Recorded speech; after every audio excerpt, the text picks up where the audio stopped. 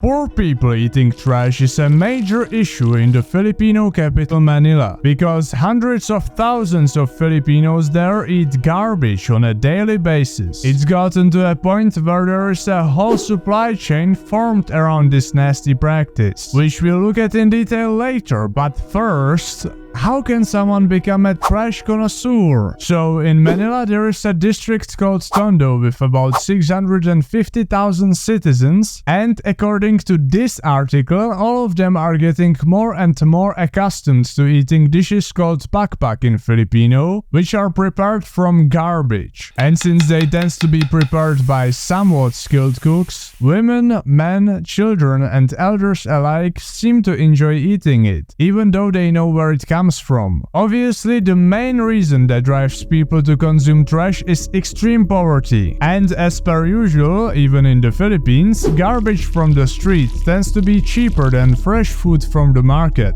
And thanks to high inflation, prices of normal food in Manila are simply unaffordable for a great amount of these citizens. Since you are watching my channel, you may now be asking, what about farming? They can just grow the food themselves. Well, they really can't, as the problem is most concentrated in a slum in Tondo called Happy Land. And as you can see from the footage, there isn't exactly much space for animals or crops. The families often have 5 to 10 members and, for example, only one room to live in. So they are happy when they all have a place on the floor to sleep, and keeping livestock is simply impossible. Now that you know why these Filipinos eat trash and even enjoy it, let's dive into the supply chain. First, forget weekends, good or bad years and months, cause people here live day to day. And if they don't work on a given day, that means they don't have money and starve, and their families also. Now that this is clarified, let's proceed.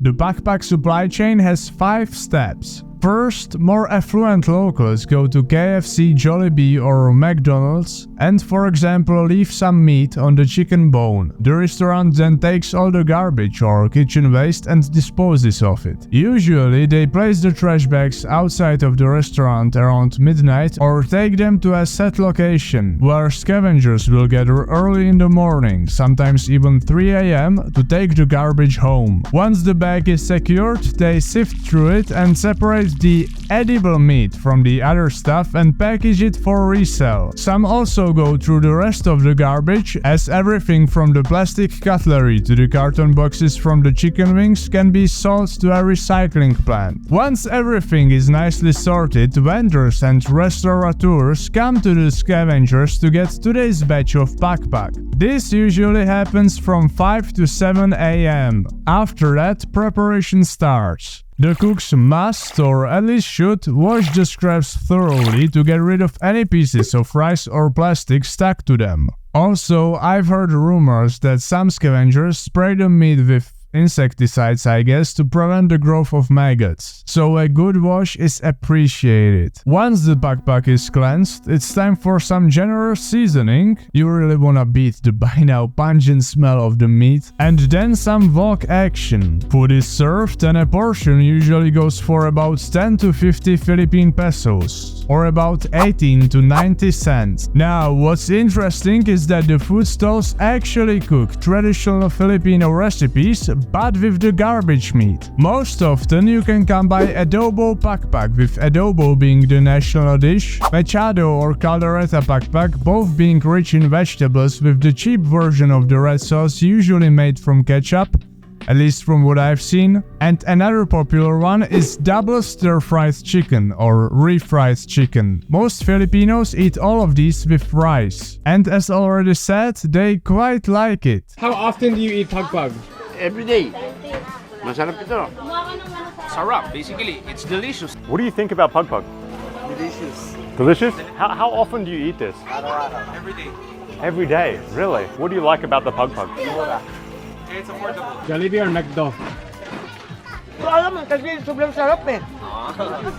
She can identify it. The only thing she knows is it's very delicious. Tagal lang, siguro may mga 10 years na.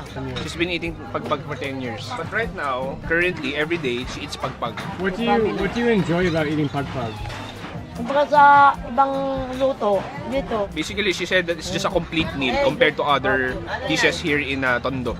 And although everything we've seen so far was made from literal garbage, there are some bright minds among the backpack vendors that struck a deal with a nearby hotel or another establishment to get the meat directly from the kitchen without it lying in a landfill and being eaten by roaches and rats for 5 hours. Pagka alas 8 ng umaga, ito yung bayad ko. Bukas sabihin mo kay Raquel deliveran ako, ha? Tapos ngayon, ang presyo ng bawat isang kilo na na dinideliver niya sa akin is 120 ang isang kilo. Una sabi nila, marumi daw. Bali yung monok na dinideliver sa akin, galing siya sa 4 na klase ng hotel. Pagka napakatas na nila yon at syempre wala nang lasa yon. Kaysa itapon nila, pinababayaran nila doon sa nagdi-deliver para maging pera at yun yung nagiging sideline ng mga kusinero kaysa makain ng tao dahil malinis naman, hindi siya marumi. So now that you feel a bit comforted about the whole situation, let's take a look at this. This footage is from China, and what's really going on is that people are pulling oils and fats from the sewers to process it and resell it to restaurants as a brand new cooking oil. And of course, the food stalls and restaurants are buying it as it's way cheaper than the regular oil. And by the way, if you eat it long enough, you'll likely get cancer, but we don't talk about it here. But all jokes aside, the Chinese government is allegedly cracking down against even better restaurant chains that are allegedly using this, so at least something. So as we can see, not having enough money makes people risk not only their but also the lives of folks around them. And usually with food related problems like these, I try to suggest a modern farming solution. Today it's black soldier flies. You see, these creatures don't take up much space, are rich in protein, eat anything you feed them, and are happy about it. So what I was thinking is that in Tondo, people could get a bunch of these flies, or larvae as you wanna eat the larvae, not the fly, and rear them on the food waste that would otherwise go into backpack. And the nice feature of insects is that they can multiply quite rapidly. So if a family was to make a slightly bigger upfront investment and take good care of those flies, it would pay off. Or they could maybe even set up a bigger farm for the whole block and have a few designated farmers so that it's more efficient. And interestingly, the larvae are 30 to 35% fat, so you can squeeze all out of them that from the composition seems to be healthy. But I haven't found any study that would declare if it's fit for cooking. The black soldier fly larvae and the oil from them are already being used in feed for livestock and industrially farmed fish. But can they also solve the Chinese gutter oil problem? I'm not yet sure. I still wanted to mention it though, because from my point of view, I would much rather have my food fried in the black soldier fly oil than in sewage. And what about you? Thanks for watching.